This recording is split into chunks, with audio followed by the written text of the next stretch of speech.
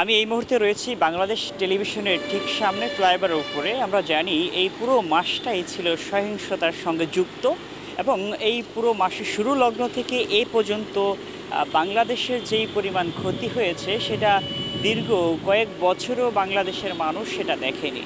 বলা চলে প্রথমে যদি মানুষের সংখ্যা বলি, এই পর্যন্ত শত শত মানুষ কিন্তু ছাত্র আন্দোলনের যেই একটা প্রথম থেকে ছাত্ররা আন্দোলন করে আসছে সে আন্দোলনের সূত্রপাতকে ঘিরে এ পর্যন্ত শত শত নিরীহ ছাত্র এবং সাংবাদিক, পুলিশ সকলেই কিন্তু প্রাণহানি হয়েছে।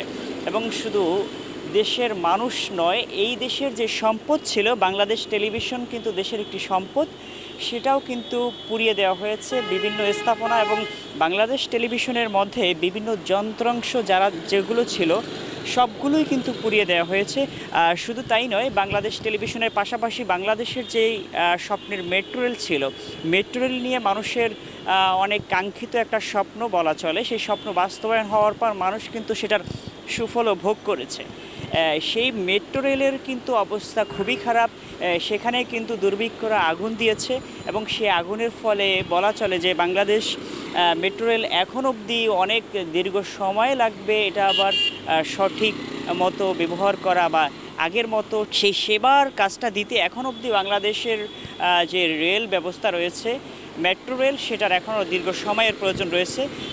এর পাশাপাশি যে বাংলাদেশ টেলিভিশনের কথা আমি বলছি, আমরা দেখতে পাচ্ছি যে টেলিভিশনের বিভিন্ন স্থাপনায় কিন্তু এখনও আগুনের চিহ্ন রয়েছে এবং শুধু আগুন নয়, গাছের যে পাতাগুলো রয়েছে সেটা কিন্তু আগুনে পুড়ে একদম শুকনো হয়ে আছে।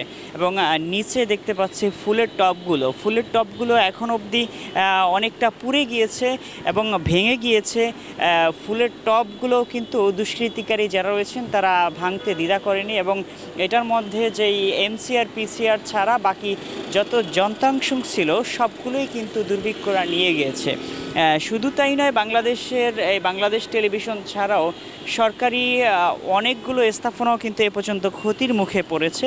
ইন্টারনেট সেবা যেই প্রতিষ্ঠানগুলো রয়েছে ই কমার্সের অথবা যারা বাংলাদেশের সঙ্গে বাহির রাষ্ট্রের যেই সম্পর্ক রয়েছে ইন্টারনেট কিংবা বড় বিজনেসের ব্যাপারে যারা অনলাইন মাধ্যম ব্যবহার করে সেই ব্যবসা পরিচালনা করেন, সেই ব্যবসারও হাজার কোটি টাকার উপরে ক্ষতিগ্রস্ত হয়েছে। সেক্ষেত্রে আমরা বলতে পারি যে এবারের সহিংসতা কিংবা এবারের আন্দোলনে ছাত্রদের দাবি আদায় করতে পেরেছে। তারা কোঠা সংস্কারে যে দাবিটা তুলেছিল, মুক্তিযোদ্ধা কোঠা যে সেই সংস্কারের ব্যাপারটা, সেটাও কিন্তু হয়েছে। মুক্তিযোদ্ধা কোঠা সংস্কার হয়েছে এবং তাদের যেই পাওয়া সেটাও পেয়েছে। মাঝখানে একদম নিরীহ মানুষ কিন্তু প্রাণ হারিয়েছে এবং অনেক মা কিন্তু তাদের সন্তান হারিয়েছে, অনেক বাবা তার ছেলে হারিয়েছে, অনেক বোন তার স্বামী হারিয়েছে। এভাবে অনেকেই কিন্তু প্রিয়জন হারিয়ে আজ নিঃস্ব হয়েছে।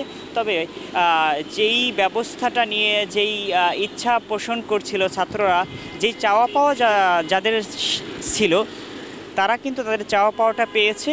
তবে মাঝখানে মানুষের প্রাণ যে মূল্যবান জিনিস সেটা কিন্তু হারিয়েছে।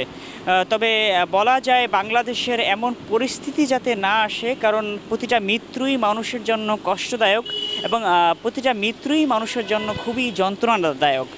এই মৃত্যু যেন ভবিষ্যতেও না হয় সেটাই আসলে আমাদের কাম্য থাকবে। কারণ আমাদের প্রিয় সহকর্মী সাংবাদিক অনেক মারা গিয়েছে, অনেক কিন্তু এখনও হসপিটালে মৃত্যুর সাথে পাঞ্জা লড়ছে। এভাবে কিন্তু সমস্ত পেশার মানুষ রয়েছে হসপিটালে, এখনও অনেকের চোখে দেখতে পাচ্ছেন না। বিভিন্ন হসপিটালে যে তথ্য জেনেছি তাতে শত শত মানুষ এখনও চোখে দেখছে না, চোখের সমস্যা হচ্ছে, অনেক ধরনের সমস্যা নিয়ে তারা কিন্তু এখনও হসপিটাল ছেড়ে যেতে পারছে না।